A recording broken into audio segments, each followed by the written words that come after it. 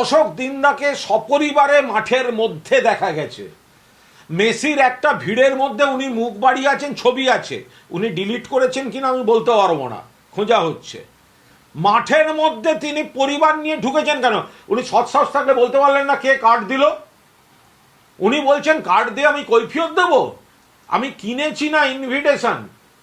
কোন টিকিট বিক্রি হয়েছে মাঠের মধ্যে ঢোকার জন্য? তার মানে আপনি ইনভিটেশন পেয়েছেন, কে দিয়েছে সেই ইনভিটেশন? আপনি তো বৈধ তালিকায় ছিলেন না মাঠের মধ্যে, আপনার পরিবার ঢুকলো কি করে? একেও তো তদন্তের আওতায় আনা উচিত। এই অশোক দিন্দা বিজেপির এমএলএ পরিবার নিয়ে মাঠের মধ্যে ঢুকলো কি করে? আর সেই বিজেপি, সেই বিরোধী দলনেতা আপন মনে কথা বলে যাবে, সেটা শুনতে হবে।